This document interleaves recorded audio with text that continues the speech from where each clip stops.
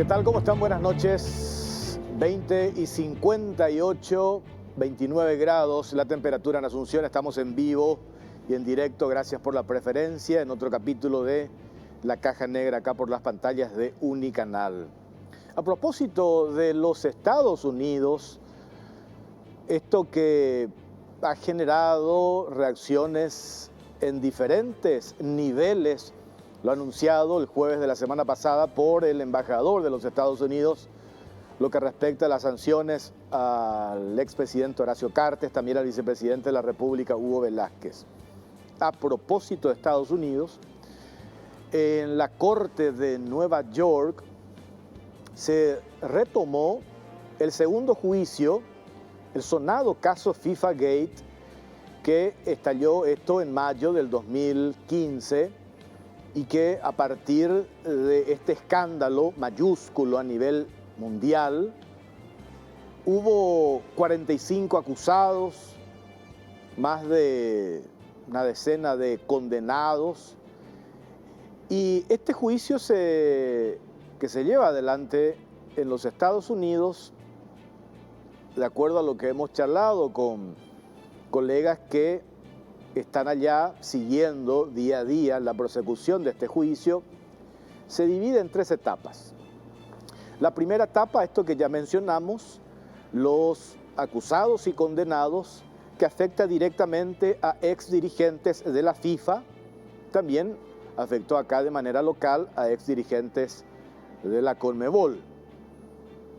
Y ahora en esta segunda etapa del juicio que se retomó hace exactamente 15 días en la Corte de Brooklyn, en los Estados Unidos, salpica a los empresarios que armaron un esquema para obtener derechos por la transmisión de los partidos y pagaron sobornos. Y la tercera etapa de este juicio tiene que ver con las entidades financieras que se encargaron de lavar el dinero sucio, proveniente del soborno. Y acá en Paraguay esto nos afecta en dos situaciones. Por un lado, en el capítulo del martes pasado, en La Caja Negra, hacíamos referencia al empresario paraguayo Antonio J. Bierzi. Hoy nos abocamos al Grupo Sucolillo. ¿Y por qué el Grupo Sucolillo hoy está en la mira de la justicia de los Estados Unidos? Por el caso Conmebol. En el 2017 ya la Conmebol, a partir de una auditoría forense, había presentado una denuncia ante la Fiscalía acá en nuestro país. ¿Por qué? Porque ya encontraron inconsistencias en la administración de Nicolás Leos y la desaparición en la administración de Leos, independientemente al tema soborno, en el manejo de los recursos de la Conmebol, 200 millones de dólares que se fumaron. De esos 200 millones de dólares, 128 millones de dólares la Conmebol ya recuperó, dinero del fútbol, gracias a las acciones llevadas adelante por la justicia norteamericana por un lado y también por la justicia suiza. Hoy la Conmebol sigue con esa pretensión de recuperar parte de ese dinero que le corresponde al fútbol. Hace exactamente 2 años, o van a ser 2 años, el 4 de febrero, ahora que se viene, se cumplirán 2 años de la denuncia, segunda denuncia que presenta la Confederación Sudamericana de Fútbol ante el Ministerio Público. Hicieron de vuelta otra auditoría forense más rigurosa donde hallaron una serie de inconsistencias y hallaron una cuestión sumamente llamativa, que es el fideicomiso que concreta Nicolás Leos en el 2016, específicamente en febrero del 2016, con el Banco Atlas del Grupo Sucolillo. Esta operación que se concreta en el 2016 cuando ya Nicolás Leos tenía encima orden de captura y ya había saltado hace un año el escándalo denominado FIFA Gate. Y ahí es donde aparecen cuestiones muy llamativas que vamos a mostrar ahora en este informe y después vamos a ir desarrollando, porque la Conmebol quiere recuperar parte de ese dinero que Leos puso en Banco Atlas a través de la figura del fideicomiso, 6 millones de dólares, y otra parte a través de la entrega de inmuebles para su lotamiento vía Inmobiliaria del Este Sociedad Anónima, que es otra de las empresas del Grupo Sucolillo. Todo esto se da en nuestro país. Este caso se maneja a nivel local. Esa denuncia tiene el Ministerio Público, que está parado entre paréntesis. Suponemos que mañana, cuando se retome, se acaba la feria judicial, van a mover porque se cumplen 2 años de la denuncia presentada por la Conmebol ante Fiscalía. Paralelamente a esto, en los Estados Unidos también se lleva la investigación que tiene que ver con fraude, soborno, lavado de dinero, que, como les decía, la segunda etapa de este juicio se retomó hace exactamente 15 días.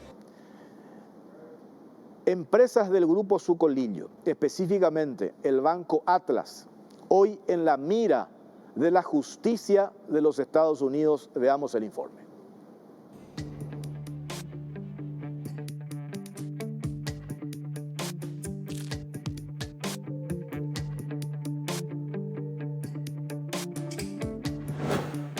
Tras 2 años, Fiscalía no avanza en investigación por lavado de dinero contra Banco Atlas.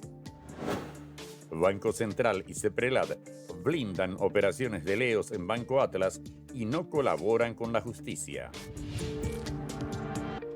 El 4 de febrero del año 2021, el representante legal de la Confederación Sudamericana de Fútbol Conmebol presentó una denuncia penal por el presunto hecho punible de lavado de dinero contra los directivos del Banco Atlas. La base de la denuncia fue la auditoría forense realizada por la Conmebol, en la que se señalaba una operación fiduciaria realizada entre Nicolás Leos y el Banco Atlas por valor de $6 millones, pese a que sobre el exdirigente deportivo ya pesaba una orden de captura internacional de la justicia norteamericana. El arranque de la investigación contra los directivos del Banco Atlas cumple 2 años sin que hasta ahora se registren avances en las pesquisas ni imputaciones. Los fiscales asignados a la causa, Liliana Alcaraz y Francisco Cabrera, tropiezan con dificultades de toda índole debido a las fuertes presiones que estaría ejerciendo el Grupo Sucolillo a través del diario ABC Color para evitar que la causa avance. La Fiscalía intenta reconstruir la ruta del dinero de Leos, para lo cual solicitó información al Banco Atlas sobre las operaciones comerciales, movimientos, recibos y pagos de dinero realizados por Nicolás Leos desde el año 2001. El objetivo es obtener la reconstrucción de la ruta del dinero y determinar si el banco cumplió o no con la aplicación de mecanismos antilavado. Los directivos del banco negaron esta información al Ministerio Público. Por su parte, el Banco Central del Paraguay y la Secretaría de Prevención de Lavado de Dinero, instituciones clave en la prevención y lucha contra el flagelo de este crimen en nuestro país, no han colaborado suficientemente en la investigación penal contra el Banco Atlas. Los directivos del Banco Atlas fueron sometidos a una verificación in situ por parte de la Superintendencia de Bancos, sospechados de no aplicar mecanismos de prevención del lavado de dinero. El Banco Central, hasta el momento, no remite las conclusiones tras esas diligencias de supervisión a las que, supuestamente, fue sometido el Banco Atlas. Desde el 30 de mayo del año 2022, fecha en que se comunicó al Ministerio Público el inicio de la inspección, no se tiene el reporte de dichas acciones. Por su parte, fuentes de la investigación aseguraron a la Caja Negra que las autoridades de la Secretaría de Prevención de Lavado de Dinero durante la administración de Carlos Arregui no proporcionaron a la Fiscalía toda la información solicitada al respecto. Se limitaron a asistir a una reunión a instancia de los fiscales del caso, pero luego ya no hubo buena comunicación ni aportes entre ambas instituciones. La semana pasada, un tribunal federal de Nueva York, Estados Unidos, inició un juicio a 2 antiguos ejecutivos del conglomerado estadounidense 21 Century Fox y la empresa uruguaya de marketing deportivo Fullplay por su implicación en el escándalo de corrupción FIFA-Gate. En el nuevo juicio se discutirán hechos que afectan a entidades bancarias que participaron en actividades de lavado de dinero. Todos los hechos fueron acreditados e incluso admitidos por algunos bancos. Estos casos confirman los hechos que se le imputaron a Nicolás Leos, soborno y lavado, y que determinaron su perfil de alto riesgo al momento de negociar los millonarios contratos de fideicomiso con el Banco Atlas, que lograron blindar parte de su dinero sucio.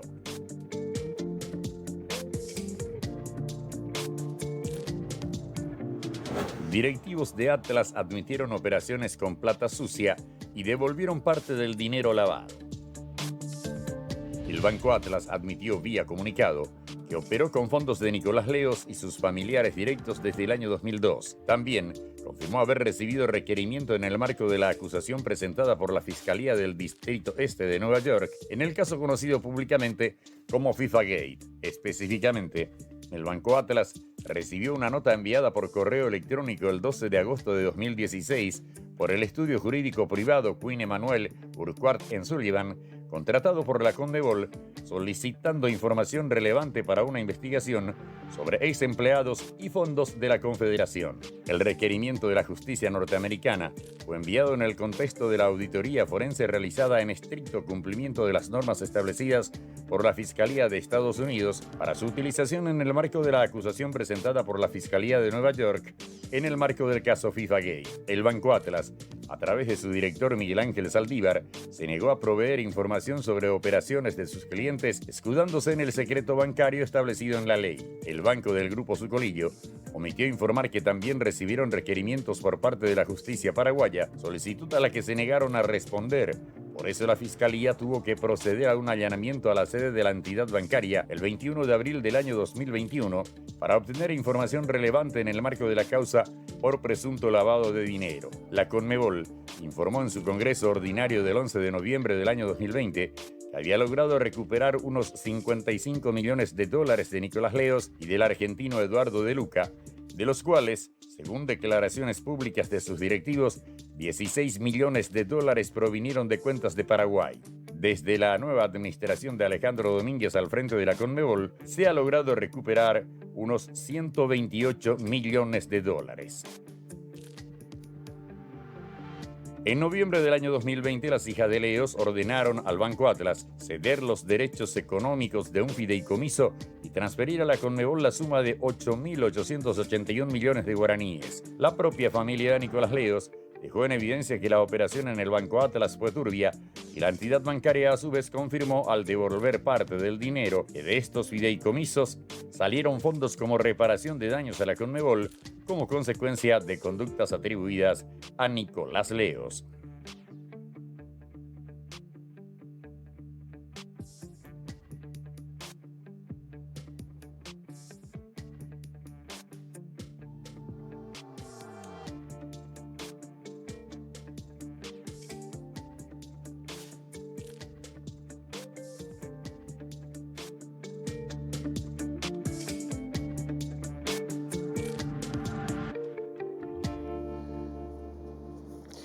¿Y por qué de vuelta este caso adquiere notoriedad hoy?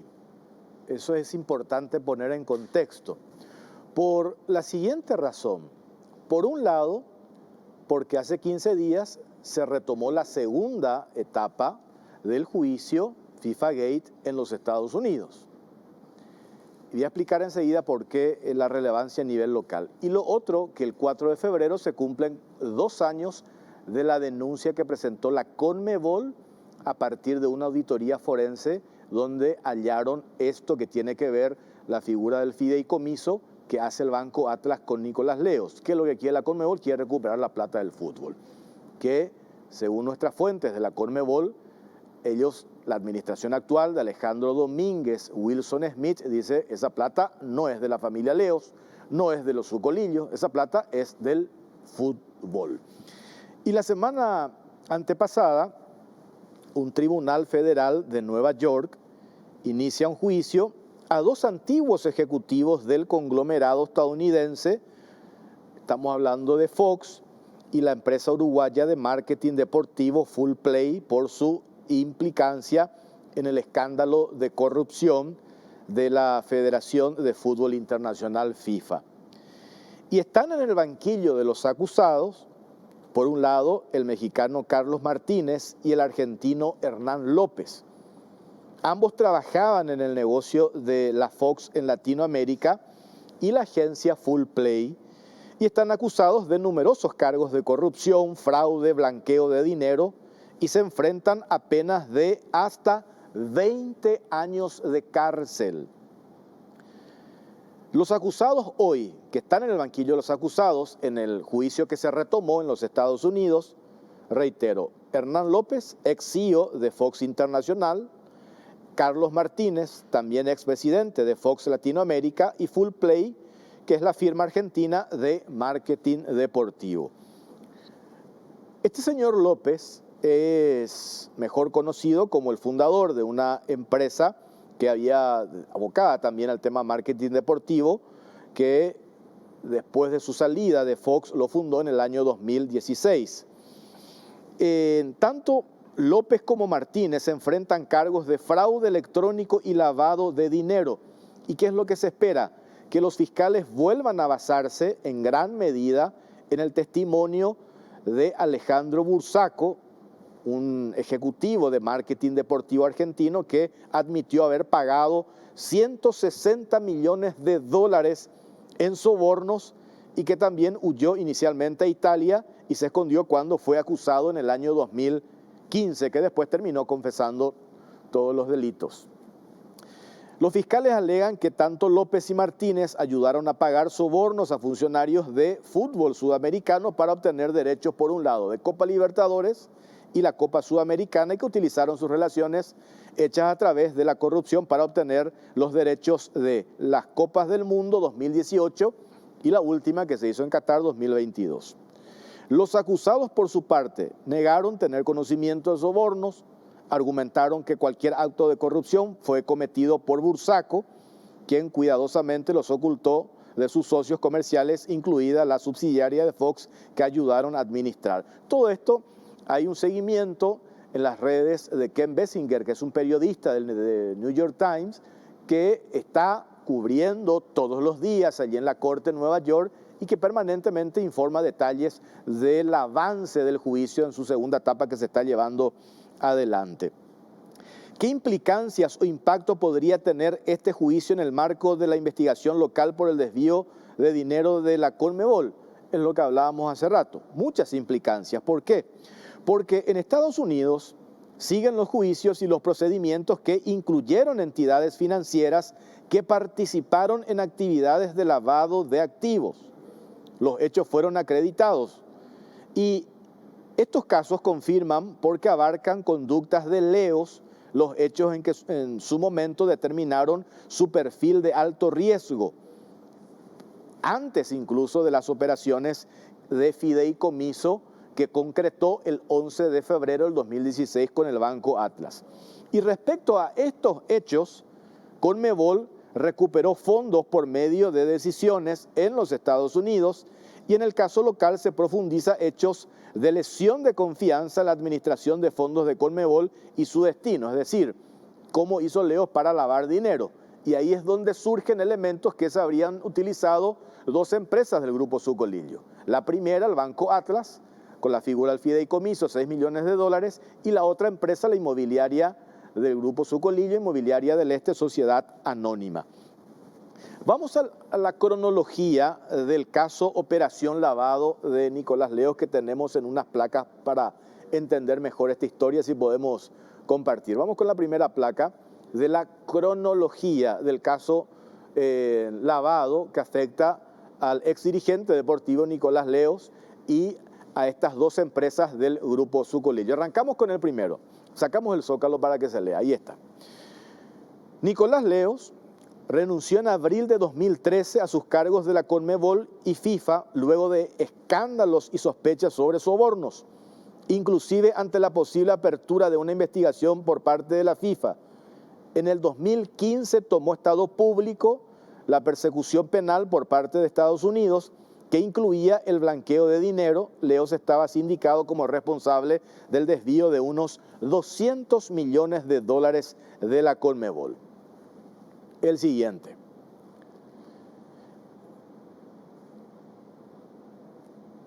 El Banco Atlas recibió el expediente deportivo Nicolás Leos pese a que existía un pedido de extradición y un proceso penal abierto en su contra.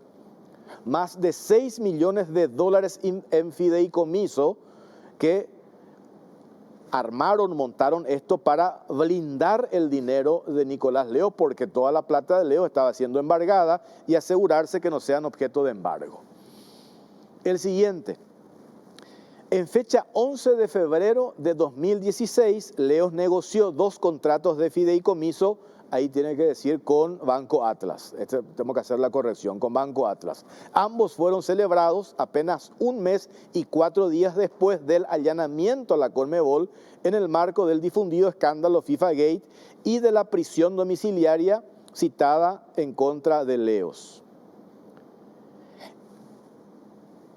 El Banco Atlas hizo caso omiso a las señales de alerta sobre Leos, pedido de extradición, proceso penal abierto en su contra y autorizó esta figura, fideicomisos por más de 40.000 millones de guaraníes, y los hechos públicos y notorios apuntaban a Leos como parte de una organización mafiosa dedicada al fraude y blanqueo de dinero. Y por último, las operaciones autorizadas por Banco Atlas permitían el blindaje del dinero de Leos, convirtiéndose el fondo en un patrimonio autónomo, exceptuado de posibles embargos y administrado por el banco a favor de Leos y sus hijas con la finalidad expresamente pactada de cubrir los gastos de salud y de procesos judiciales. Entre paréntesis, podemos seguir con los apoyos. Un banco suizo, en medio del proceso en los Estados Unidos, el caso FIFA Gate, antes incluso de llegar a la instancia de investigación profunda o en el banquillo de los acusados, en plena prosecución de este juicio, un banco suizo llegó a devolver 32 millones de dólares. 32 millones de dólares devuelve, que era la plata del ex dirigente deportivo de la Argentina, de Julio Grondona. Inclusive los herederos de Grondona, sus hijos, tuvieron que también devolver parte del dinero. Y esa plata va recuperando la Conmebol. En total, reitero, de los 200 millones de dólares que se esfumaron en la administración Leos de la Conmebol, 128 ya recuperó la Conmebol. La Confederación Sudamericana de Fútbol sigue en su intención de recuperar toda la plata que salió de la Conmebol y que fueron a parar a algunas instituciones financieras.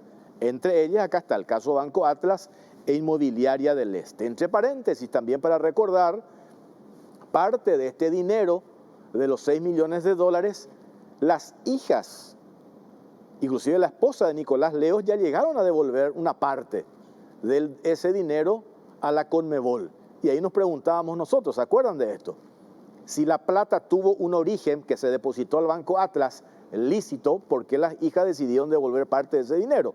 Por supuesto, porque no querían entrar los herederos de Nicolás Leos en la investigación por el caso del lavado de dinero. Porque esto implica, ya saben ustedes lo que eso representa para con otras empresas, el perjuicio, el daño que esto significa. Entre paréntesis, el Banco de Suiza decide devolver los 32 millones de dólares porque no querían estar sancionados, ya que estamos hablando y conociendo detalles de lo que implica la sanción económica por parte del Departamento del Tesoro de los Estados Unidos. Bueno, por eso ese banco se vio obligado, suizo, a devolver parte de ese dinero, los 32 millones de dólares. ¿Devolverá al Banco Atlas, el Grupo Sucolillo, esa plata que le pertenece al fútbol? ¿O Inmobiliaria del Este va a devolver la plata que le pertenece al fútbol, o va a esperar, por un lado, que le obligue la justicia de los Estados Unidos, o si acá reaccionan los fiscales a nivel local también para que hagan la investigación correspondiente? ¿Se acuerdan ustedes? A nivel local está la fiscal Liliana Alcaraz, el fiscal Francisco Cabrera, hicieron una serie de diligencias, allanamiento al Banco Atlas, a la Superintendencia de Bancos. En su momento, cuando Carlos Arregui estaba en la CEPRELAT, se negaron a proveer información, por cierto, en el marco de esta investigación que se lleva adelante a nivel local. En Estados Unidos esto sigue. Y acá hay un punto, vamos a este documento que en su momento había hecho Cintia, el primero que te marqué, el requerimiento que le hacen al Banco Atlas y también a Inmobiliaria del Este por parte de un estudio jurídico en el marco de la investigación en Estados Unidos. ¿Tenés ese documento ahí a mano para mostrar? El primero. No, ese es el segundo que te pedí. El primero, el pedido. Ahí está, ese es el primero. 2016, ¿verdad?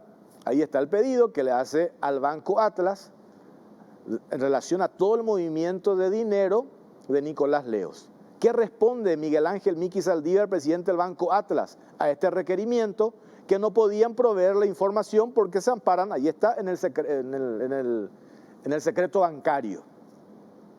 Y después, acá están dos documentos que me parecen muy importantes. El siguiente, a ver, ese que mostraste recién.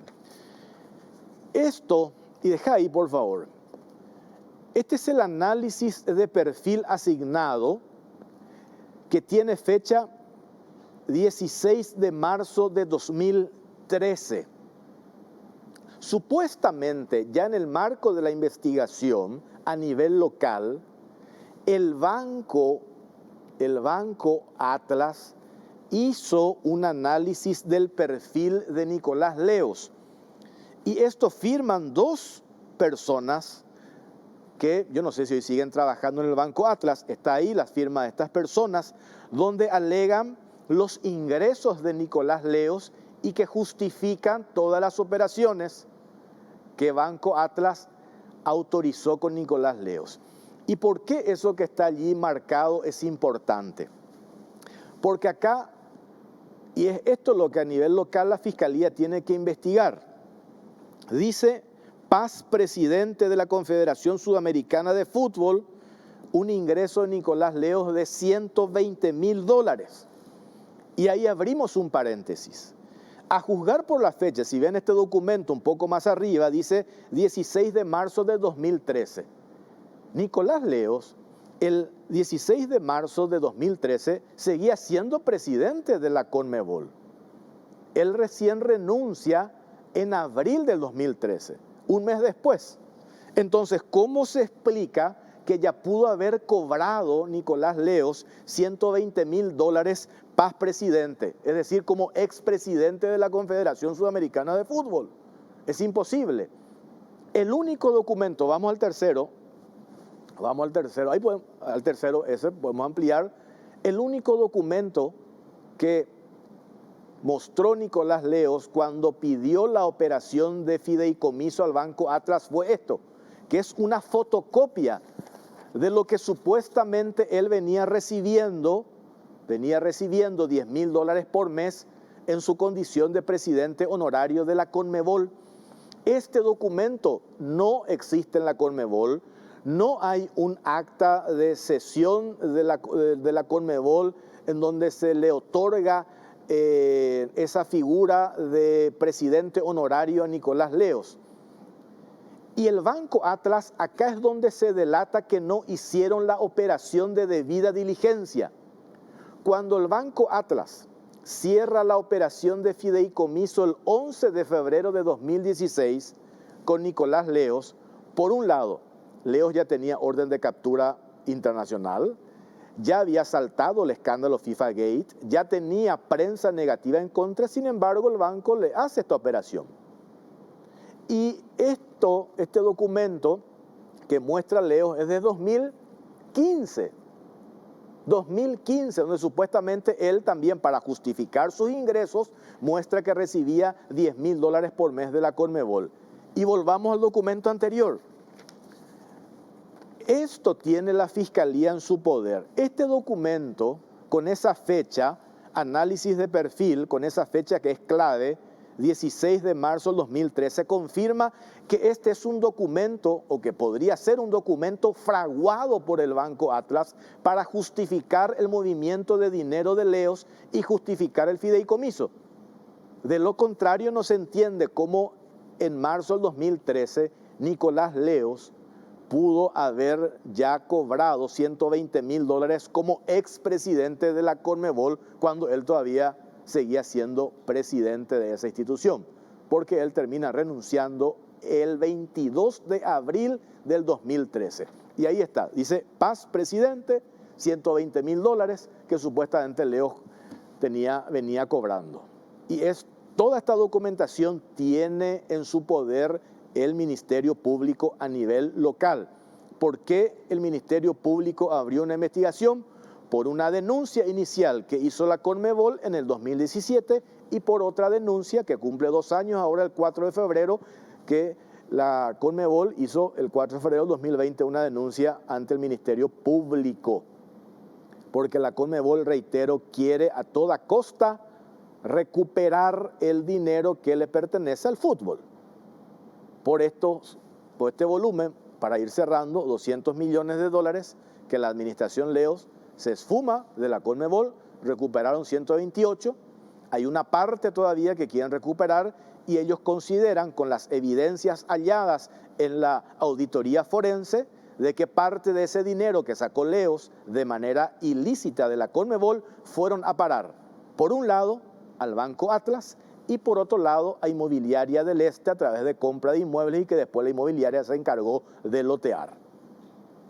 Esto, reitero, a nivel local. Y paralelamente también está la investigación en la justicia de los Estados Unidos, que hace 15 días, el miércoles de la semana antepasada, arrancó la segunda etapa del juicio conocido como FIFA Gate. Con esto nos vamos a la pausa. Detalles de esto vamos a leer ya a partir de ahora en las ediciones digitales del diario La Nación, también en el diario Hoy y en todas nuestras plataformas, y mañana vamos a seguir hablando sobre este tema. Hacemos una pausa, venimos enseguida.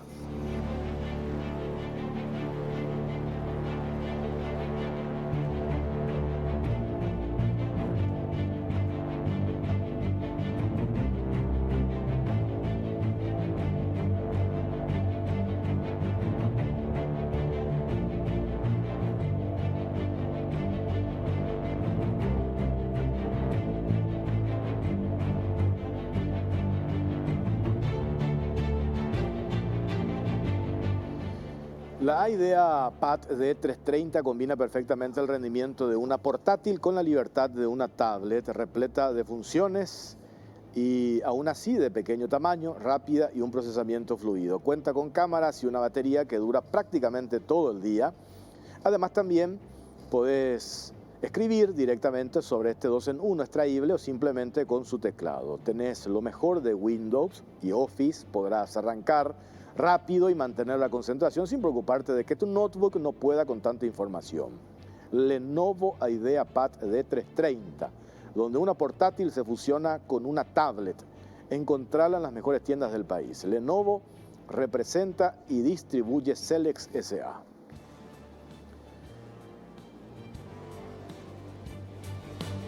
Shell te ofrece los combustibles con mejor relación precio-calidad. Carga Shell Fórmula Super con toda la tecnología y calidad de Shell al cuidado de tu motor y también de tu economía. Hace que tu inversión y tu combustible rinda más llenando el tanque con los combustibles aditivados de Shell. El mejor precio te espera en la estación Shell más cercana. Precios bajos, calidad Shell. Farmacia Vicente Escabone, más de 87 años de trayectoria a tu servicio, la más amplia línea de medicamentos, perfumería, cosmética, cuidado personal, juguetes y mucho más. La atención personalizada y el asesoramiento que buscas está en Farmacia Vicente Escabone las 24 horas. Llámanos al 418-5000 o por WhatsApp 0974-18-5000.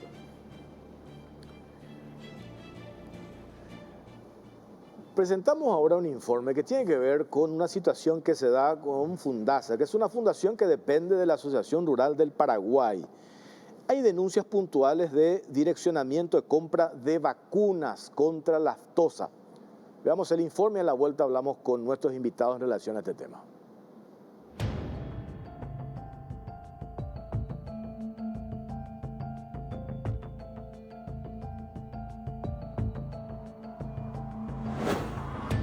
Fundación Dirección a Compra de Vacunas contra la Aftosa denuncian. Hace una semana se inició el primer periodo de vacunación contra la fiebre aftosa y la brucelosis bovina del año 2023 en todo el territorio nacional, el cual se desarrollará hasta el 3 de marzo, mientras que el registro va hasta el 15 del mismo mes y prevé vacunar a unas 13.300.000 cabezas que conforman el hato ganadero nacional.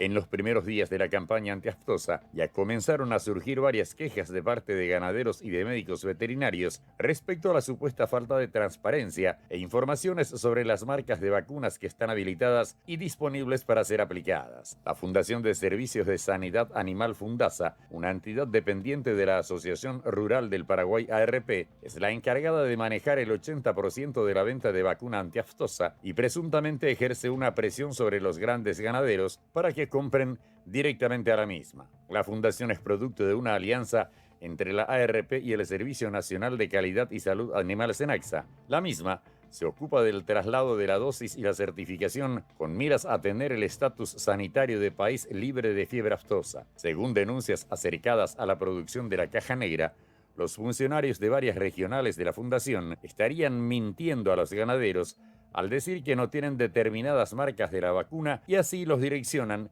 para que compren las que poseen un precio más elevado, perjudicando a los productores ganaderos, a la industria nacional y a los importadores de los demás biológicos. Los denunciantes expusieron audios en los cuales se oye a los funcionarios mencionar que solo cuentan con un tipo de vacuna. En uno de ellos, atribuido a la regional de Fundasa en Cordillera, se menciona que tienen a disposición solamente oleolauda y que las vacunas más baratas son solo para vacunadores que inmunizan a los pequeños productores. Y las otras, esas que son más baratas, esas son sola y exclusivamente para pequeños productores, o sea, para vacunadores que vacunan a pequeños productores. La de brucelosis, nosotros tenemos brucelina B19 en la oficina. Esta brucelina B19 de Covepa, nosotros tenemos a disposición de ustedes en cualquiera de nuestras oficinas. Mientras tanto, la otra que es de Ciavet, esa hay que solamente en Ciavet poder retirar. El doctor Pedro Barreto, médico veterinario, cuestionó que también la misma situación se da en la regional de Concepción, donde los ganaderos son manipulados con desinformación para que adquieran las vacunas más costosas. Misma denuncia fue hecha por otro veterinario que expuso que una clienta le manifestó que no estaba consiguiendo la vacuna más accesible en la Fundasa. Esta situación genera que los fabricantes e importadores se vean muy perjudicados en la competitividad ante la falta de transparencia e informaciones a los ganaderos, ya que se estaría favoreciendo solo a una o dos marcas de las 6 que están disponibles en el mercado paraguayo. En respuesta, desde la Fundasa respondieron a las consultas de los medios de comunicación que estos reclamos solo responden a una disputa entre los laboratorios que fabrican e importan las vacunas y que todas las marcas están disponibles para la inmunización.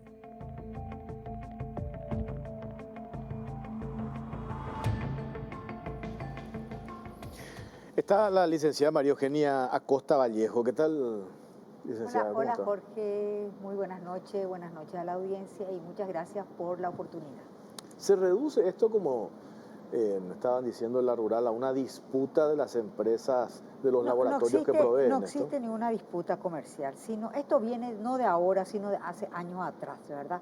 Donde hay, por ejemplo, estos audios, uno de los audios que se escuchó donde se manifiesta de que los funcionarios de Fundasa, de las distintas regionales, orientan, no, esta vacuna no hay, dice, vayan y compren esta vacuna, inclusive orientan, vayan a comprar a Asunción, ¿verdad? Sea una firma Guayaquil Vacuna al lado, o dice Ciavet que trae una vacuna importada, ¿verdad? Están orientando y faltan a la verdad, diciendo, no, esa vacuna es solo para pequeños productores, lo cual no es cierto, ¿verdad? Que una vacuna de nuestra marca, nuestra vacuna se llama Galacto, nosotros somos un laboratorio productor y comercializador de vacuna antiaftosa. Tenemos una firma de más de 300 funcionarios y que exporta en este momento a 22 países, ¿verdad? Para nosotros la vacuna antiaftosa es uno de nuestros productos. Nosotros nos dedicamos a los productos farmacéuticos de uso veterinario, ¿verdad? El problema con Fundasa es que ellos orientan, no sabemos por qué motivo, ¿verdad? Pero ellos orientan a los ganaderos y le dicen, no, esta no hay, esta no compre, vayan y compren tal otra vacuna, ¿verdad? Ese es un problema que se arrastra hace años. Ese es el motivo, ¿verdad? Bueno, cuando se inició Fundasa, en un primer momento, en el año 2017, su intención era que ya no las firmas distribuidoras o vendedoras de vacunas antiaftosa ya no operen en el mercado, que solamente Fundasa podía vender. Después tuvieron que retroceder, al ser una medida totalmente anticonstitucional, entonces tuvieron que retroceder y hacen un monopolio disfrazado. ¿Disfrazado por qué? porque a la hora de la verdad no, dicen, no, esta vacuna no hay, vayan y compren esta vacuna, el motivo por el cual, por ejemplo, todas las veterinarias de Asunción dejaron de vender vacuna antiastosa y en el interior solo algunas pequeñas veterinarias ya venden vacuna antiastosa. ¿Por qué? Porque la presión que ejerce Fundasa le hace que los ganaderos, por cierto temor, porque le crean trabas, le ponen trabas, deciden ya no comprar de los distribuidores, ¿verdad? Y van a comprar a las regionales de Fundasa al precio que Fundasa y la marca que Fundasa les dice, esta hay y no hay otra, ¿verdad? Entonces, eso crea, inclusive nosotros fuimos invitados en el programa Causa Justa, ¿verdad? Para hacer lo mismo que estamos contando ahora, ¿verdad? Y el presidente de Fundasa, el doctor Daniel Prieto, ¿verdad? Que es presidente de Fundasa y es vicepresidente de la Asociación Rural del Paraguay, nos envió un mensaje de WhatsApp en la cual nos dice se suicidaron, ¿verdad? Justamente por lo que nosotros nos fuimos a decir, a contar la verdad, Claro. ¿verdad? En Causa Justa nos Pero manda ¿por un qué? mensaje ¿Por y nos qué? dice se suicidaron. Yo eso justamente le pregunto al doctor Daniel Prieto, ¿qué quiere decir con que nos suicidamos al hacer eso, ¿verdad? Está también con nosotros Patricio Melul, es gerente comercial del laboratorio Almedi. ¿Qué tal, Patricio? ¿Cómo estás? Hola, ¿qué tal, Jorge? ¿Cómo estás? Bueno, a ver, ¿por qué se da esta situación entonces cuando acá la licenciada Acosta dice que no es una disputa de laboratorio? Cuando aparecen quienes trabajan, están operando en Fundasa y lanzan este tipo de mensajes de que supuestamente esa vacuna de determinado laboratorio no existe en el mercado. Por supuesto, eso no se lee de otra manera, se lee abiertamente la pretensión de favorecer a tal o cual laboratorio. Claro, sin duda. ¿Y por qué se da esto, Jorge? Porque ellos tienen un concepto errado de la situación, ¿verdad? ¿Y por qué un concepto errado? Porque ellos manifiestan que no tienen el monopolio de la vacuna y realmente sí tienen ese monopolio. Ellos concentran el 80% de las vacunas. Entonces hay tres puntos importantes en esta situación. Una conducta abusiva, una conducta dominante y una concentración del mercado.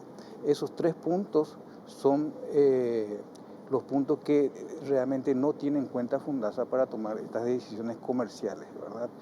Entonces, ellos tienen una conducta abusiva y de posición dominante porque compran el 80% de las vacunas que se usan en el mercado. Al concentrar esa cantidad de dosis, ellos se convierten en un monopolio, ¿verdad?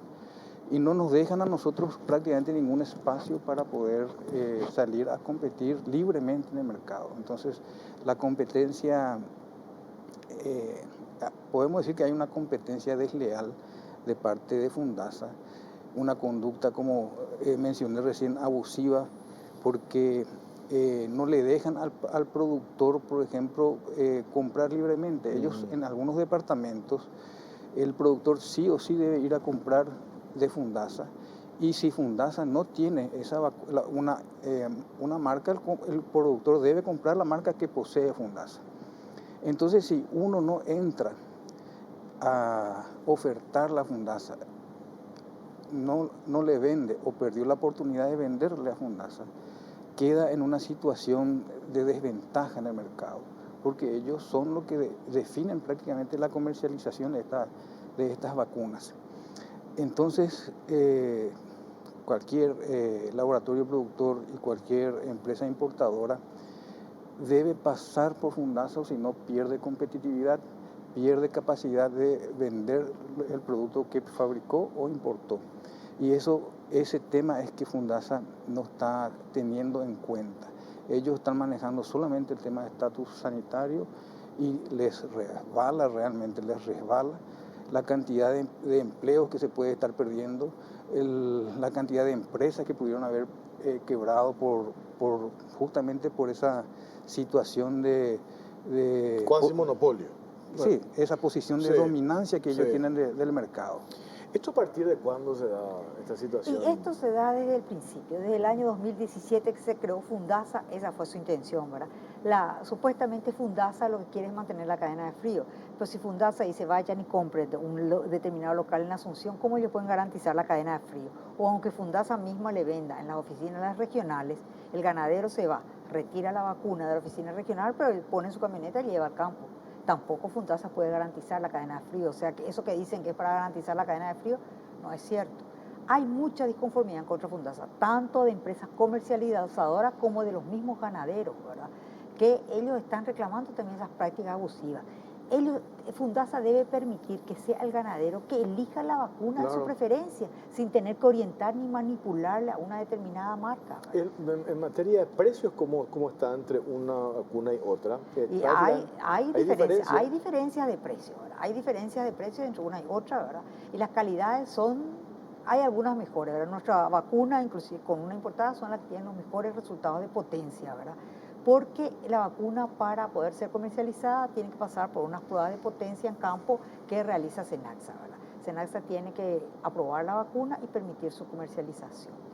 Inclusive, el doctor Pedro Galli, el presidente de la Asociación Rural, a mí personalmente me había dicho, antes de ser elegido presidente de la Rural, me dijo que uno de los motivos por los cuales quisiera ser presidente de la Rural es para terminar con la mafia Fundasa. Entonces, bueno, el doctor Pedro Galli, esta es su oportunidad, ¿verdad? Que se vaya a investigar la irregularidad y que tome las acciones correctivas, ¿verdad? ¿Quiénes designan y definen quiénes van a formar parte de esta fundación que depende de la Asociación Rural del Paraguay? La Rural. La Asociación Rural son los que toman las decisiones. La Rural es que selecciona quiénes van a formar el Consejo Directivo de Fundasa. Una vez ahora que están exponiendo ustedes esta situación, que hablas de la desventaja y las consecuencias que podría generar, ¿quién tiene que tomar intervención? ¿La Rural? La Rural, sí. Bueno, no solamente la Rural, también hay que tener en cuenta que a nosotros nos ampara la Constitución Nacional. El artículo 107 de la Constitución justamente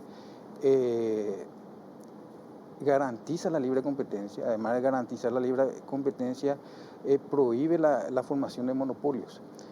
La ley 59-56 es una ley en defensa a la libre competencia. Esa ley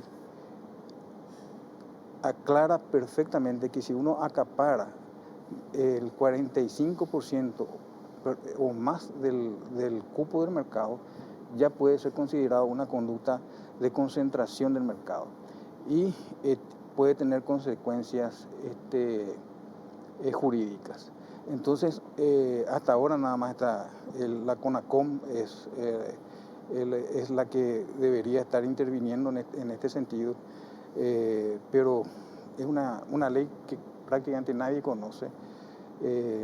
Y prácticamente seguramente hasta ahora nunca se ha utilizado. Por lo menos tenemos la garantía de que todas estas vacunas tienen la aprobación, la certificación que otorga Senaxa. Senaxa, y no es solamente realiza una prueba de campo en animales, ¿verdad? Y de acuerdo a eso, después de 30 días y después de 60 días se hace otro tipo de prueba y ahí las vacunas que pasan son aprobadas por Senaxa y se permite su comercialización.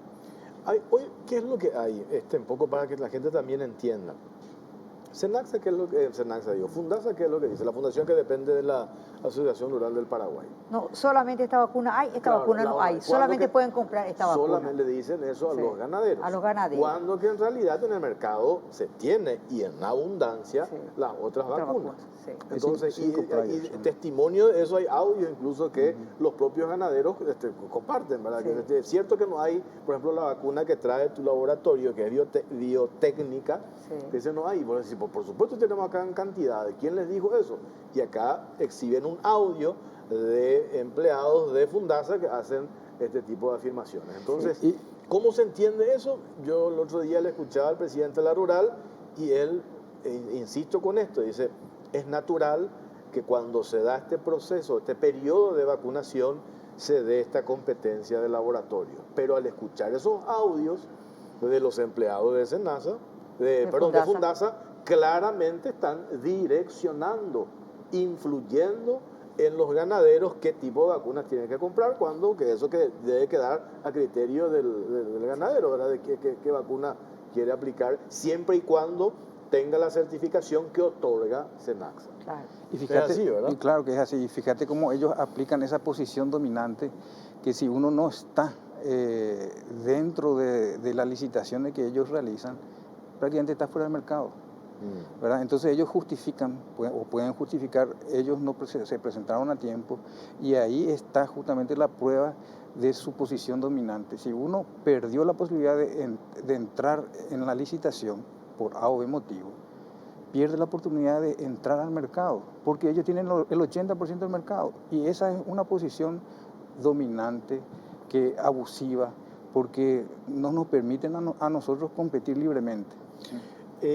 Ustedes hablaron con la gente de la rural, los afectados, digo, se reunieron, pidieron una reunión con el presidente de la rural para conversar sobre esto, le llevaron los audios, hablaron de eso. Sí, nosotros le llevamos los audios al presidente de Fundasa, que es el doctor Daniel Prieto, y después nos contestó esto que nos suicidamos, ¿verdad?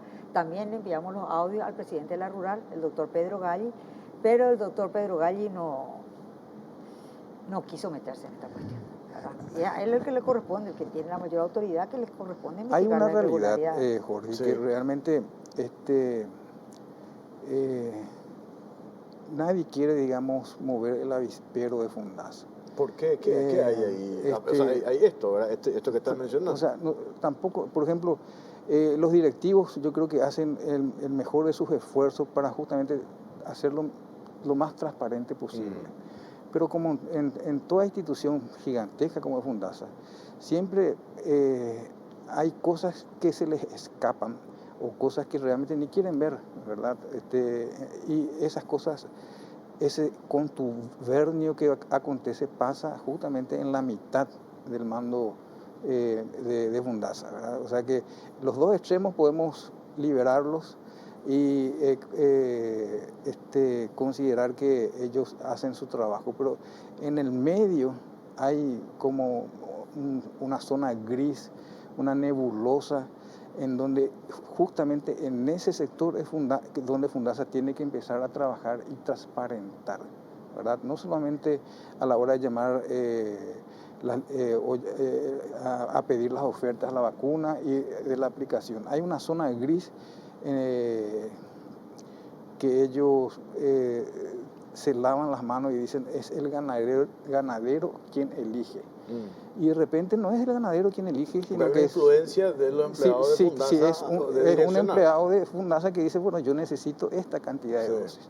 ¿Cómo ellos nos garantizan que verdaderamente es el ganadero que solicitó esa cantidad de dosis para usar o no?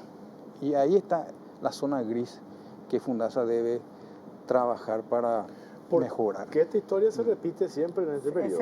Sí, siempre. Es una historia que se repite. Ellos orientan y manipulan y encima dicen cosas que no son ciertas para manipular a los ganaderos a comprar determinadas marcas. Acá hay mucha disconformidad entre los ganaderos, ¿verdad? Que ellos mismos son los que se quejan porque ellos quieren tener la libertad de comprar la vacuna de su preferencia, ¿verdad? Inclusive también le cerraron las puertas a las veterinarias distribuidoras de vacuna antiaftosa, que la mayor parte ya no opera vendiendo vacuna antiaftosa, porque como existe una manipulación de Senaxa, que les crean problemas, le ponen trabas y todo eso, muchos ganaderos están atemorizados, entonces prefieren nomás comprar a Fundasa para no tener esos problemas, a pesar de que hubieran preferido comprar en las distribuidoras, que muchas se le dan crédito, al precio, elegir la vacuna de su preferencia y todo eso, lo cual Fundasa le está limitando a los ganaderos. Que también mencionaste, de hecho, Patricio, pero una denuncia formal para que tome intervención la Comisión Nacional de la Competencia, que es CONACOM. ¿Tiene que hacer eso? Sí, eso se va a estudiar, durante el directorio de la empresa va a analizar esa posibilidad. Y lo otro que me parece a mí clave también en esta historia, porque nos hicimos eco. Esto no pone en riesgo todo el proceso de antiaftosa, porque imagínate que este es nuestro producto estrella en Paraguay, ¿verdad? Para nada. O sea, acá hay una cuestión que no pasa por allí, sino la influencia que ejercen los empleados Te voy a dar dos ejemplos. El departamento de Amambay y el departamento de San Pedro trabajan impecablemente ambos departamentos. El departamento de San Pedro tiene aproximadamente 1.200.000 cabezas y compra como 600.000 y piquito de dosis para los pequeños productores. Igual el departamento de Amambay, que está por los 1 millón de cabezas. Ellos no se involucran para nada en la comercialización de las vacunas para los productores mayores a 50 cabezas. Entonces hacen su trabajo, que es justamente garantizar la aplicación de la vacuna antiaftosa, en el animal, certificar que se haya aplicado esa vacunación en los pequeños animales. Entonces, estoy seguro que Senaxa debe tener resultados impecables en esos 2 departamentos y, sin embargo, no interfieren para nada en la comercialización, sino que simplemente garantizan la vacunación en los pequeños productores. Y aparte de certificar, ellos pueden certificar en todo, o sea, deben certificar en la totalidad de las cabezas vacunadas, en la totalidad del ganado vacunado. Pero están abusando al intervenir en la comercialización de la totalidad de las vacunas utilizadas. ¿Y cuál es el riesgo, por último, para ir redondeando, María Eugenia? ¿Cuál es el riesgo acá? O sea, que ustedes, las empresas que están abocadas a esto, la importación de estas vacunas, empiecen a tener problemas, ¿verdad? Claro, hay muchas empresas que dejaron de comercializar vacunas antiastosas justamente por las trabas que pone Fundasa, ¿verdad? Para que ellos puedan vender. Aparte, le están orientando muchas veces a los ganaderos a comprar vacunas de mayor costo, ¿verdad? Lo cual ocasiona un perjuicio para el productor ganadero. Y en nuestro caso, por ejemplo, nosotros tenemos un laboratorio que está siendo subvencionado por otro, ¿verdad? Y entonces esas cosas... ¿Qué quiere decir eso? En el sentido de que la empresa se dedica a producir fármacos y la vacuna antiastosa. Entonces, el laboratorio que produce fármacos es el que se está encargando de mantener prácticamente el laboratorio que produce aftosa. Y estas cosas, nosotros somos una empresa grande, difícilmente que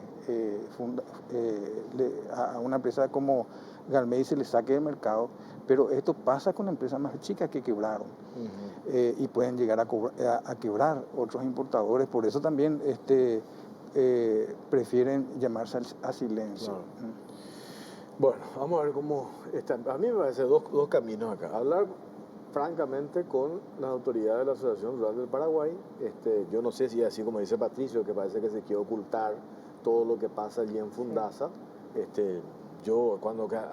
Me parece que la intención de esta fundación era precisamente la transparencia, era precisamente que todos participen y darle la garantía al ganadero en este proceso tan importante que tiene que ver con la vacunación antiaftosa, ¿verdad?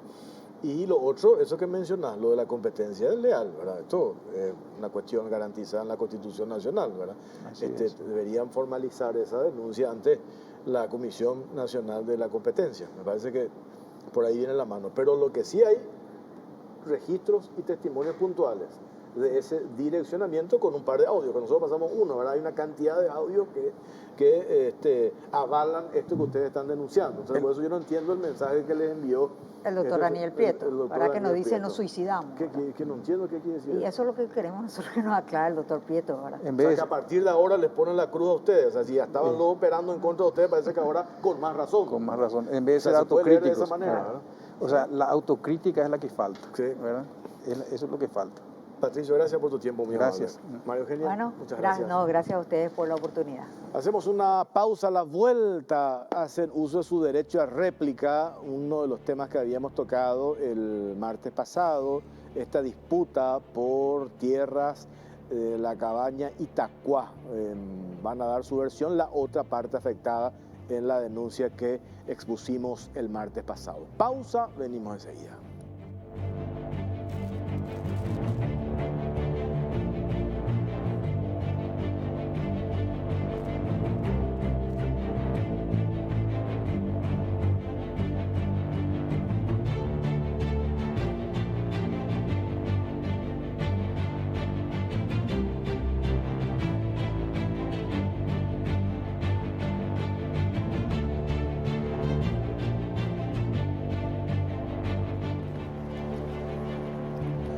La IdeaPad D330 combina perfectamente el rendimiento de una portátil con la libertad de una tablet repleta de funciones y aún así de pequeño tamaño, rápido y un procesamiento fluido.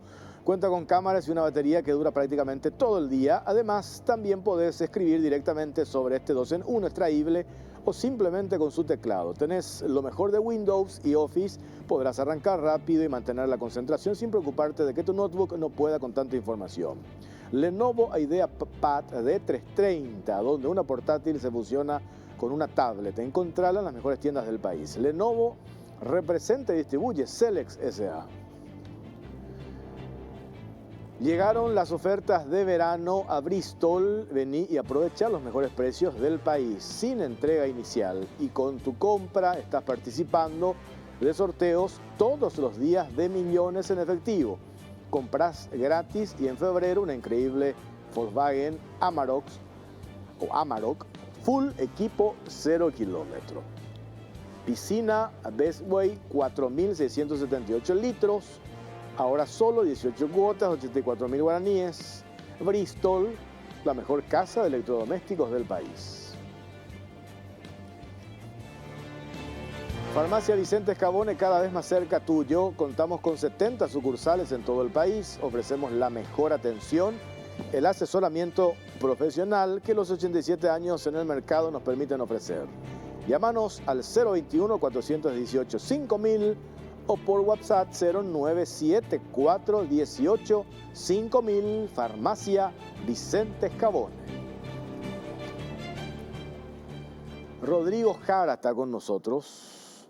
Hace uso de su derecho a réplica en relación al caso, el conflicto, esta disputa por tierras allí en la cabaña Itacuá. ¿Qué tal, Rodrigo? ¿Cómo estás? Bien, todo bien, Jorge. Buenas noches y buenas noches a la teleaudiencia, a mi hermana Natalia también, Natalia Jara. Y bueno, Jorge, yo quiero ser preciso y concreto en varios puntos, pero como te mencioné, tengo que demostrar un par de cosas para desmentir un poco la versión que estuvieron presentando la vez pasada. Nosotros estamos acá defendiendo la historia de papá, defendiendo la memoria y honrando la historia del coronel Jara, porque es el único dueño, aparte con mi mamá que es la viuda, de Cabaña Itacuá.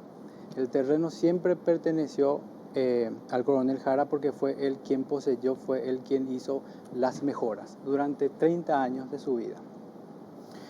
Luego, papá falleció en el 2015 e iniciamos el juicio de sucesión nombrando a los medios hermanos, sin problemas con eso. Y a partir de ahí empezó la serie de chicanas.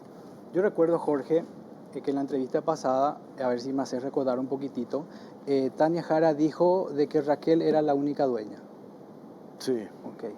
Bueno, nosotros iniciamos el juicio de sucesión y desde ese entonces no se habló de usucapión. Desde 2015 al 2019 no se habló de usucapión durante esa cantidad de años.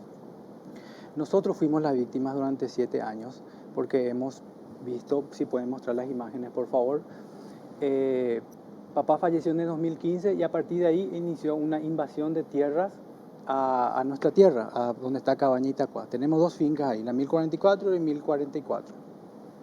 Entonces comenzó el juicio de sucesión y unos supuestos campesinos ingresaron al terreno que al final te voy a demostrar, Jorge. Estos campesinos terminan trabajando en Cabaña Itacuá con Tania Jara Carrillo y Raquel Carrillo. Y estos campesinos fueron juzgados este año, el año pasado, ¿fue Tina? El año pasado, juzgado y sentenciado. Sí. Ellos no pueden entrar en la propiedad durante 4 años, no pueden cruzarse con nosotros y ellos trabajan en Cabaña Itacuá. Ok. La imagen que vemos ahí es el AI 117, donde la Cámara de Apelaciones le dice a la jueza Verónica Almirón de que debe constituirse en Cabaña Itacuá porque es un bien del coronel Jara. Año 2000, Natalia, 2016, 2017. Sí, 2016, sí. Ese ahí nunca se cumplió. Nunca se cumplió. Por la jueza Verónica Almirón. Se quedó ahí, no, Sí. no hay administrador judicial, no hay inventario, no hay avalúo. Yo llegué a pedir audiencia con ella y su respuesta fue: el juez tiene el imperio de la ley. Yo soy quien decide si cumplir o no. Y se niega a cumplir un auto interlocutorio del Tribunal de Apelaciones de Cordillera. Para sumarle más polémica a Verónica Almirón, Sí.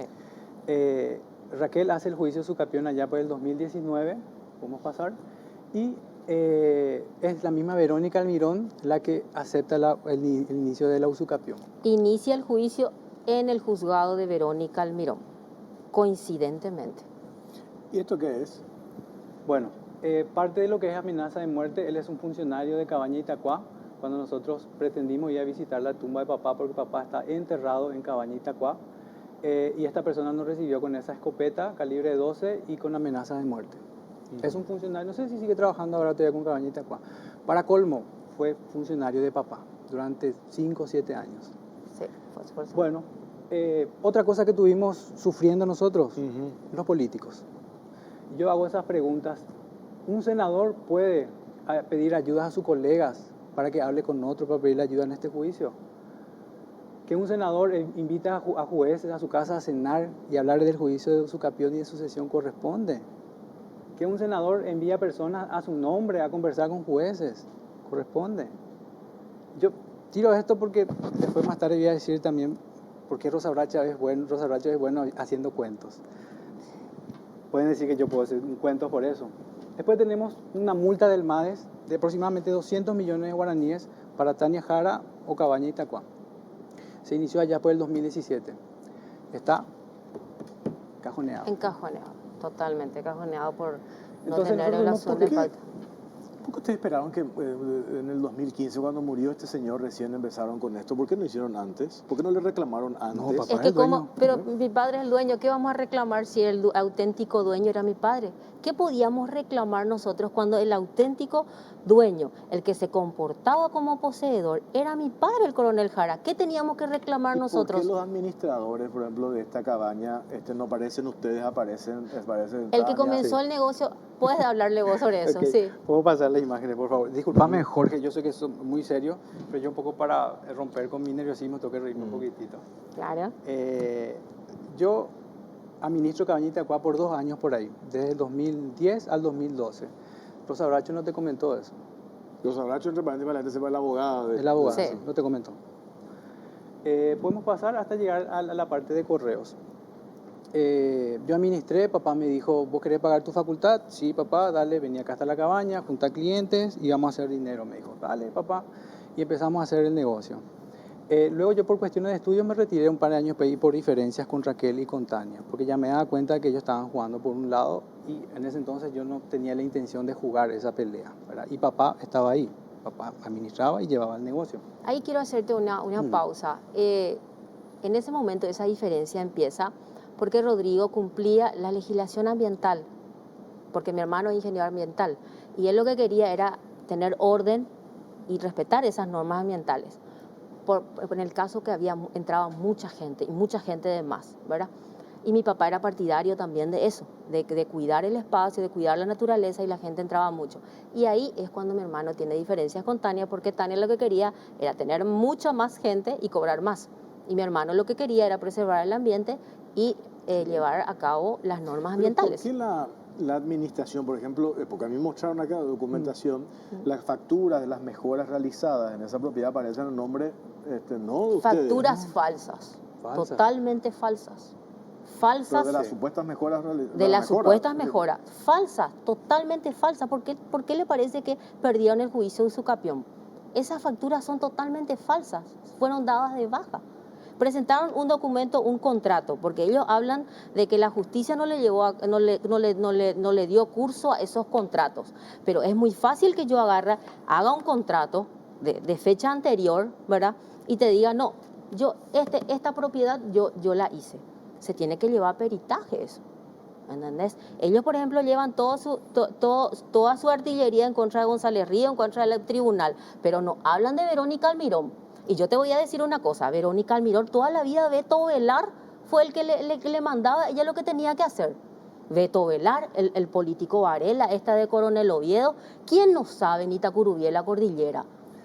Todo Itacurubí la cordillera conoce la historia de mi papá. Ustedes, claro, pero a ver, cuando ustedes no sabían que estaban realizando la segunda pareja de tu papá, instalada allí, administrando. Te digo algo.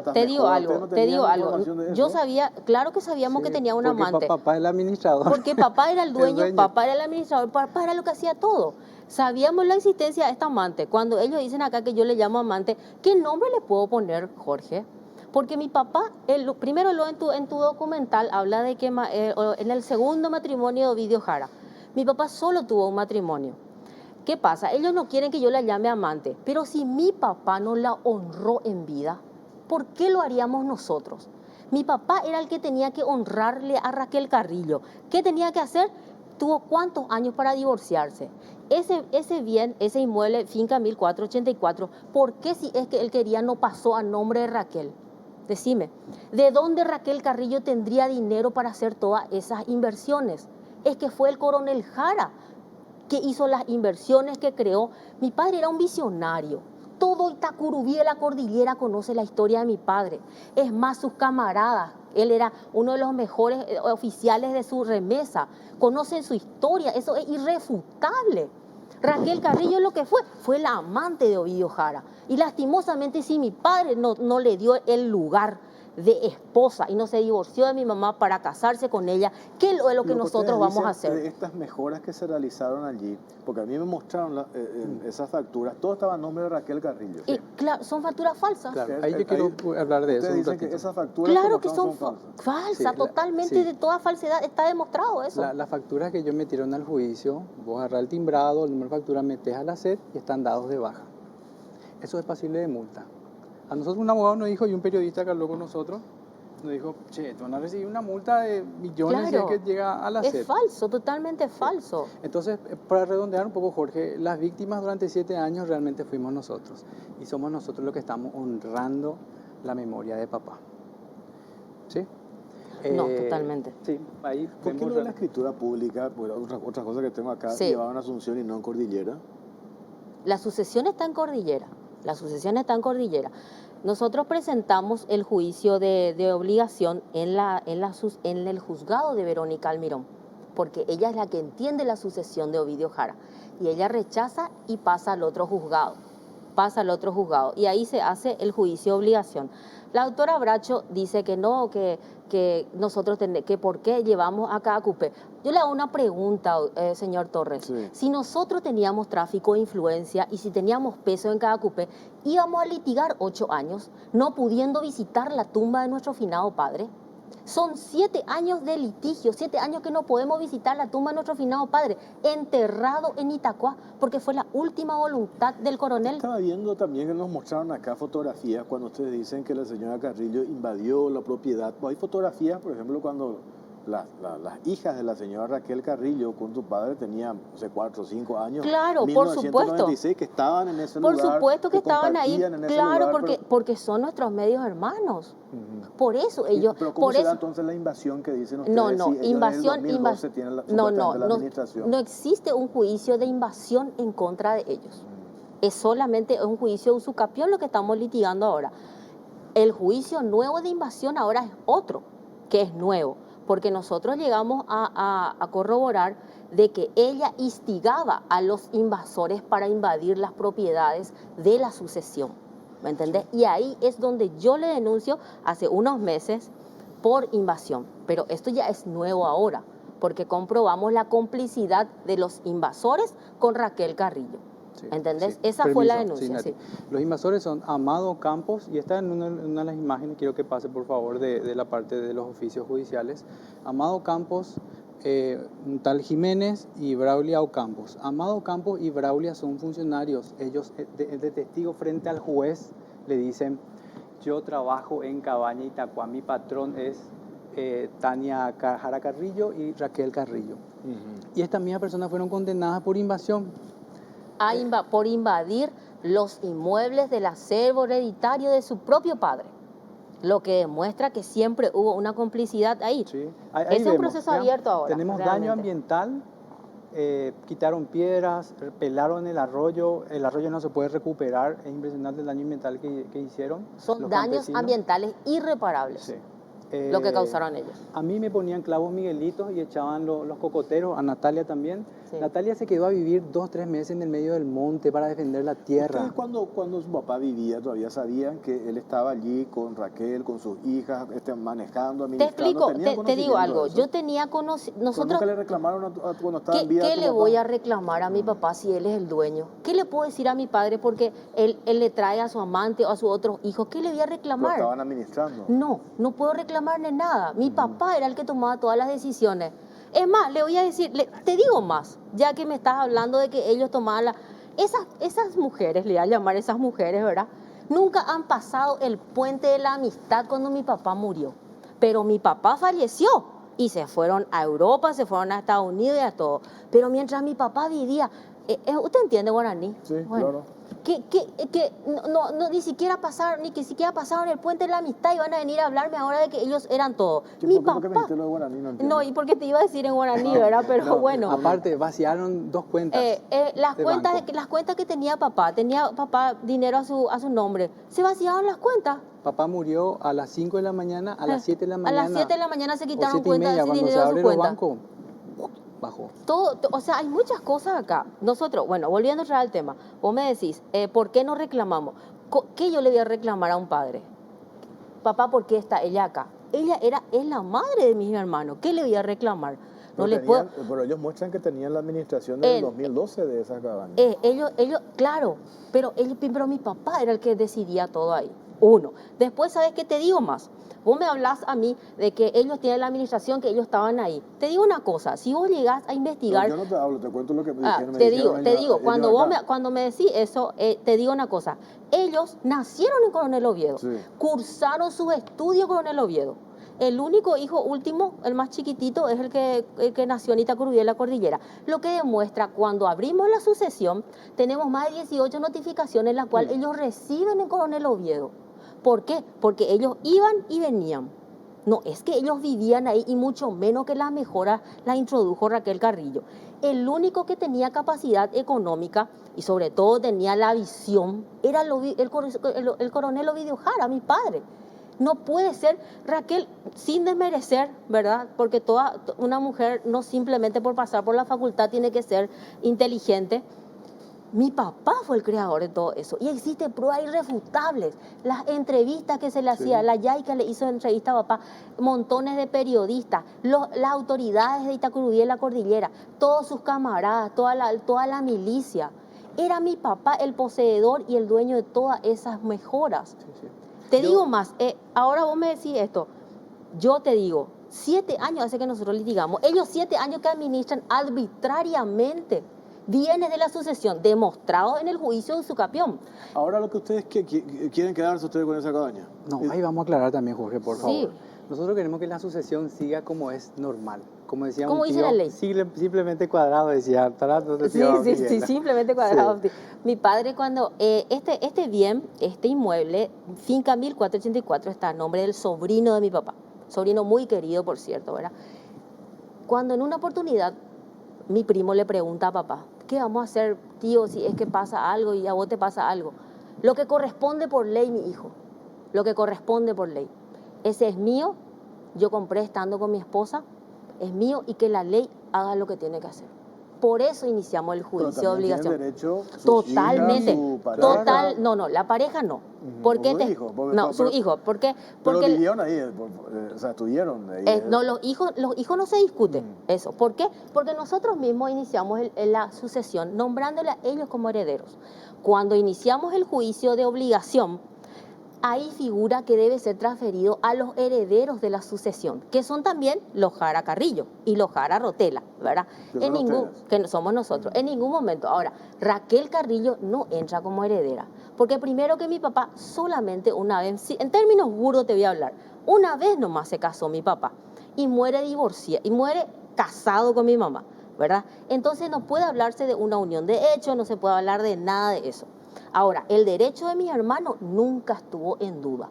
Es más, nuestra buena fe consta en el expediente. Cuando ellos hablan de chicanería, son ellos los que se pasaron chicaneando durante 7 años. Y lo puedo demostrar fehacientemente, foja por foja, en todos los expedientes.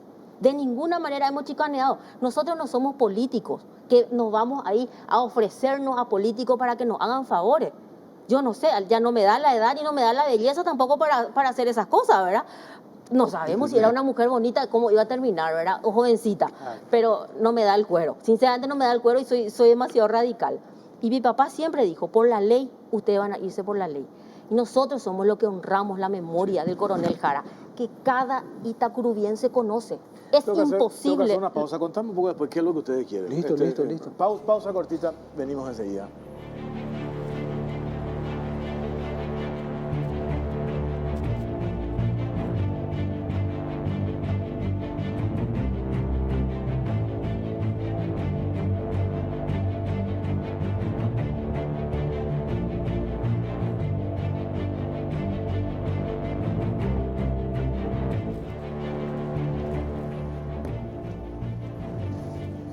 La IDEA Pad D330 combina perfectamente el rendimiento de una portátil con la libertad de una tablet repleta de funciones y aún así de pequeño tamaño, rápido y un procesamiento fluido. Cuenta con cámaras y una batería que dura prácticamente todo el día. Además, también puedes escribir directamente sobre este 2 en 1 extraíble o simplemente con su teclado. Tenés lo mejor de Windows y Office. Podrás arrancar rápido y mantener la concentración sin preocuparte de que tu notebook no pueda con tanta información. Lenovo IDEA Pad D330, donde una portátil se fusiona con una tablet. Encontrarla en las mejores tiendas del país. Lenovo representa y distribuye Celex S.A. Tenemos 4 minutos, Rodrigo. ¿Qué me querés decir? Yo tengo una prueba que dura 40 segundos y va muy relacionado a la primera pregunta que puse sobre la mesa, ¿qué fue lo que dijo Tania Jara Carrillo? Contame un poco, ¿cómo comenzó esta idea de hacer unas cabañas, unos bungalows en este lugar espectacular? Todo surgió con la idea de mi papá. Ajá. Él ya tuvo la idea hace más de 20 años, pero le salió hace poquito. A construir toda esta cabaña le llevó como 5 años y el año pasado fue nuestro primer lanzamiento, digamos, y la verdad que este año tuvimos éxito. Un año después, dijo lo mismo a la revista Vida del diario Última Hora. Contaba que el coronel Jara, su papá, compró el lugar hace mucho tiempo, que ya cuando él adquirió el terreno tenía la idea de convertirlo en un lugar turístico y que después de 30 años se cumplió su deseo. De nuevo la pregunta Jorge y yo quiero transmitir esta información a todos los que estuve invitando a que vean el programa y que vean. Tania Jara dijo la vez pasada de que fue Raquel Carrillo la que hizo todo con Cabañita Cuá. Y esa es Tania Jara. La representación comercial, ¿por qué está el nombre de Raquel Carrillo? Porque ellos hicieron. Porque mi papá nunca le dio ese poder a Raquel Carrillo. Tania tiene la patente, lo que tiene Tania. Sí, la factura. Pero hasta ahí. Yo le hago una pregunta. Vamos a remontarnos a la historia. Mi padre, coronel de Estado Mayor, tiene conocimiento, tiene dinero, poder también, porque era político. Sabemos cómo es los políticos acá en Paraguay. ¿Por qué él, teniendo la oportunidad, no se divorció de mamá? Uno. Teniendo la oportunidad, el conocimiento y el dinero, ¿por qué no se divorció? Porque, amor, no me podés venir a decir a mí, no, tu mamá no quería divorciarse. Cuando existe un divorcio y existe contrariedades, se divorcian. ¿Por qué no le honró mi padre a ella? Y cuando me hablan, hay una parte de la entrevista donde dice que nosotros odiamos. No. Nosotros no le odiamos a ellos porque, ¿sabes qué? Lo que más nosotros valoramos es el relacionamiento que tuvimos con nuestro finado padre. Nuestro finado padre ha tenido orgullo de nosotros. Nos hemos llevado bien siempre. ¿Y con su hermana cómo se llevaban? Nosotros nos llevábamos bien hasta que falleció papá. Es más, consta en el expediente que nosotros estábamos bien, nos fuimos súper bien, nos llevamos hasta que papá falleció.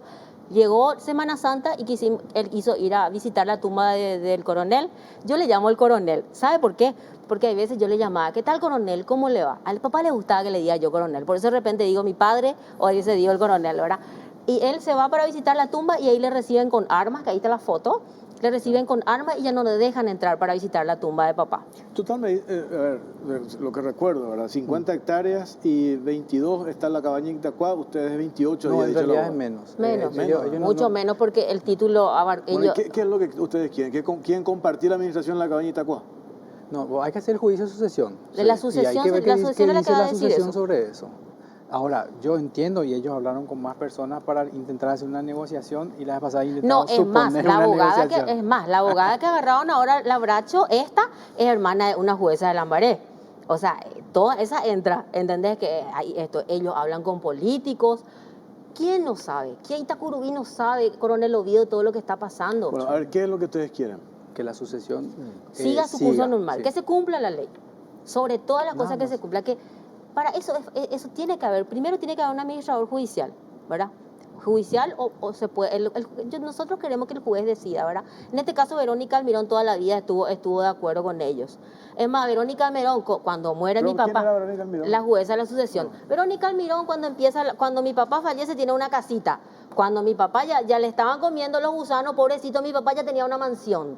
O sea, vamos a hablar en serio. Toda la vida se favoreció económicamente de eso. Es más, tengo pruebas. todas las conversaciones. Yo llegué a grabar una conversación donde Beto Velar decía de que ella llegó a hablar con Verónica Almirón por intermedio de Baqueta, porque Baqueta era presidente del jurado de enjuiciamiento. Yo tengo montones de pruebas. Claro, pero ellos también hacen una denuncia de cierto favoritismo, o sea, digo, para equilibrar un poco. Sí, claro. Ellos del otro lado también mencionan Claro, de que ellos hablan apadrinados pero ¿de político, quién vamos a ¿no? estar apadrinados si estamos litigando hace 8 años? Sí. Cuando a mí me dieron a mi nombre, no quiero más decir porque no quiero ser responsable. Cuando a mí me tocó defender el acero hereditario de mi padre, yo me fui a quedarme a vivir en el monte. ¿Usted cree que yo me fui a vivir en una de las cabañas que mi padre construyó? Yo me quedé a vivir en un rancho y tengo pruebas de eso porque yo tengo constituciones judiciales que yo vivía ahí. Yo me quedé a vivir sin luz, sin agua. Yo me quedé a vivir ahí. Y rodeada de los campesinos. Y usted me puede decir, yo me crié en la ciudad, pero gracias a Dios tuve un gran padre que me enseñó muchas cosas. Yo me enfrenté a esos campesinos y yo, así como usted me ve, yo le he hecho retroceder a una asociación criminal que existe en Potrero Angelito. Bueno, tenemos que ir. Ojalá que no pierdan la Cabaña Itacua. Es un lugar precioso, maravilloso. Cabaña Itacua es de Ovidio Concepción Jara Flecha, porque él fue el creador, el fundador y el dueño de todas esas mejoras. Ahora, ¿le corresponde a los herederos? Le corresponde, pero no a la usucapiente, de ninguna manera. Bueno. Porque eso debió hacer mi padre y a mí no me toca hacer lo que mi padre no lo pudo hacer en 25 años. Punto final. Gracias. Rodrigo, gracias por tu tiempo. Gracias, Jorge. Natalia, vos sos política, ¿no? No. Natalia Jara. Ni una posibilidad no hay. Muchas gracias. Gracias por acompañarnos. Nos reencontramos el próximo martes. Buenas noches.